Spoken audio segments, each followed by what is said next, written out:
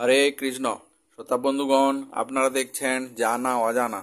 বন্ধুগণ, 17 এপ্রিল অর্থাৎ 17 এপ্রিল পালিত হবে রামনবমী।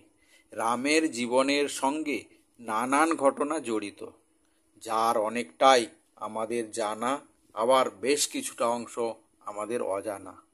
রামনবমীর আগে রামের সঙ্গে জড়িত এমনই 9টি চমকপ্রদ তথ্য আপনাদের কাছে তুলে ধরলাম আজকের এই ভিডিওর মাধ্যমে।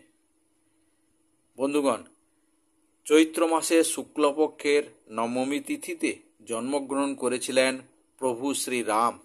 এবছর 17 এপ্রিল চৈত্র শুক্ল নবমী তিথি। এই তিথিতে রামের পূজার্চনার বিশেষ মাহাত্ম্য রয়েছে। পুত্র সন্তান লাভের কামনায় রাজা দশরথ পুত্র কামেষ্ঠী যজ্ঞ করেছিলেন এই দিনে। সেই যজ্ঞের পরই রাম, ভরত, লক্ষ্মণ ও শত্রুঘ্নের জন্ম হয়। এছাড়াও রামের জীবনের সঙ্গে নানান চমকপ্রদ ঘটনা ও তথ্য জড়িত রয়েছে। রামনবমী উপলক্ষে জেনে নিন রাম সম্পর্কে 9টি অজানা তথ্য।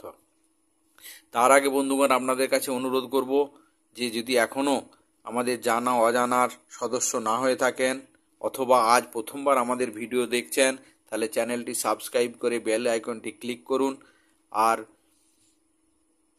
ভিডিওটি দেখে একটি লাইক অবশ্যই করবেন। আপনাদের ছোট্ট একটি লাইক আমাদের উৎসাহ অনেক বাড়িয়ে দেবে।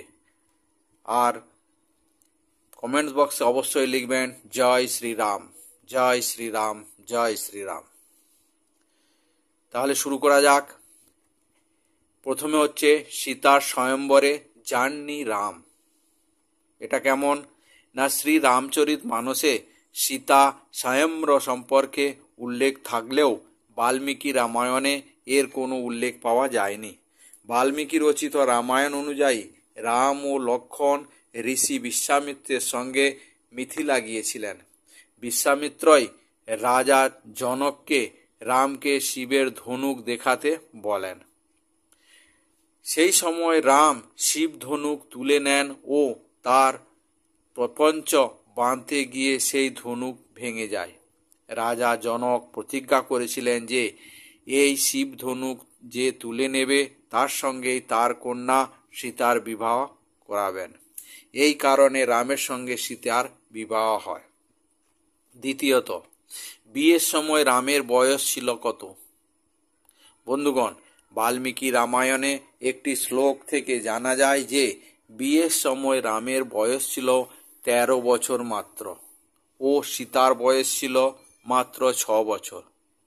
বিয়ের পর 12 বছর পর বনবাসে যাওয়ার সময়ে রামের বয়স ছিল 25 এবং সীতা মাতার বয়স ছিল 88। এরপর আসবো 3 নম্বরে। পরশুরাম ও লক্ষ্মণের মধ্যে কোনো বিবাদ হয়নি বলেই জানা যায়। রামচরিত মানস অনুযায়ী সীতা স্বয়ম্বরের সময় পরশুরাম সেখানে এসেছিলেন ও লক্ষ্মণের সঙ্গে তার বিবাদ হয়েছিল। কিন্তু বাল্মীকি রামায়ণ থেকে জানা যায় যে সীতাকে বিয়ে করে রাম যখন অযোধ্যা ফিরছিলেন তখন পথে পরশুরামের সঙ্গে তার দেখা হয়। সেই সময় তিনি রামকে নিজের ধনুকে তীর চালানোর জন্য বলেন, আর এর ফলে রাম এমন করে দিলেন যে পরশুরাম নির্বিবাদে সেখান থেকে চলে যান। 4 নম্বরে দেখব যে এ কারণে রাম হাতেই রাবণ বধ হয়েছিল। মানে কি কারণে রামের হাতে রাবণ বধ হয়েছিল? রঘুবংশের এক প্রবল প্রতাপী রাজা ছিলেন অনরণ্য। রাবণ বিশ্ব বিজয় করতে বেরোলে রাজা অনরণ্যের সঙ্গে ভীষণ যুদ্ধ হয় এবং বহুত কাল ধরে। সেই যুদ্ধে রাজা অনরণ্য বীরের সঙ্গে যুদ্ধ করেও মৃত্যুবরণ করেন। কিন্তু মৃত্যুর আগে রাজা অনরণ্য রাবণকে অভিশাপ দেন যে তার বংশেরই এক যুবকের হাতে তার মৃত্যু হবে, অর্থাৎ রাবণের মৃত্যু হবে। রাম রঘুবংশে জন্মগ্রহণ করেছিলেন এবং তার হাতেই রাবণের বধ হয়। 5 নম্বর, কম্বধকে শাপমুক্ত করেন শ্রীরাম। বন্ধুগণ, বনে যখন রাম ও লক্ষ্মণ সীতার খোঁজ করছিলেন তখন তারা কম্বধ নামে এক রাক্ষসকে বধ করেন।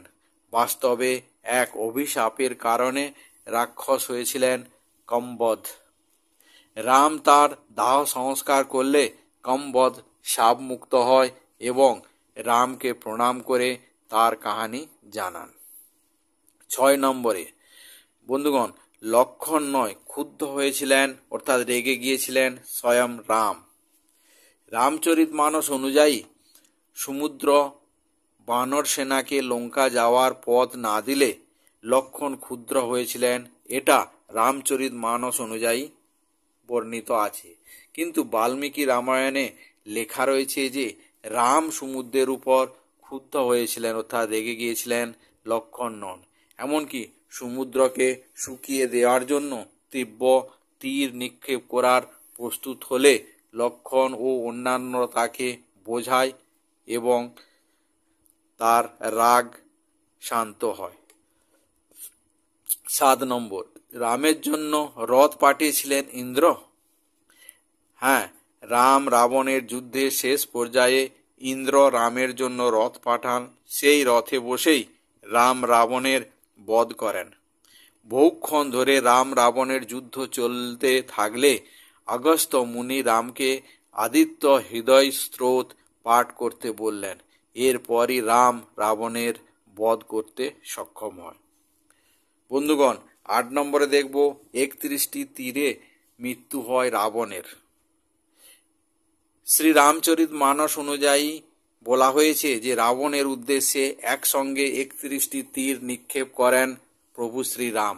এর মধ্যে একটি তীর রাবণের নাভিতে বিঁধে যায় এবং অন্য 30টি তীরে রাবণের 10 মাথা ও 20 হাত ধড় থেকে বিচ্ছিন্ন হয়। রাবণের বিশাল শরীর মাটিতে পড়ার সঙ্গে সঙ্গে পৃথিবী কেঁপে ওঠে। এরপর দেখব রাম নামের মহিমা। বন্ধুগণ, রাম বিষ্ণুর 7ম অবতার। বিষ্ণু সহস্র নামের মধ্যে 394তম নাম হল রাম। শাস্ত্রমতে সংসারে রামের চেয়ে বড় গুরুত্বপূর্ণ অন্য কিছু নেই। এর প্রতিটি অক্ষরের মাধ্যমে সুখ লাভ করা যায়। রা উচ্চারণ করলে সমস্ত শরীর থেকে পাপ নির্গত হয় অর্থাৎ বের হয়ে যায়।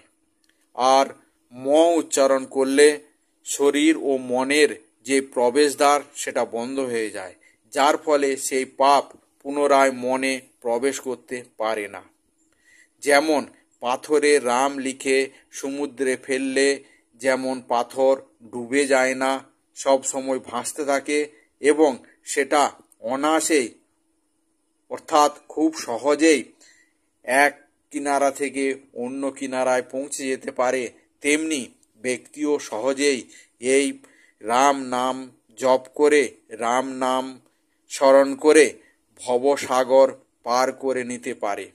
কথিত আছে এই কলিযুগে শুধুমাত্র রাম নামই ব্যক্তির সমস্ত মনোকামনা পূর্ণ করতে পারে এবং ইহকাল ও পরকালের সমস্ত পাপ দূর করতে পারে। তাহলে বন্ধুগণ, আজকের এই প্রতিবেদন আপনাদের কেমন লাগলো কমেন্টস করে অবশ্যই জানাবেন। ভালো লাগলে একটি লাইক অবশ্যই করবেন। আর আজকের ভিডিও এখানেই শেষ করছি। জয় হিন্দ, জয় ভারত।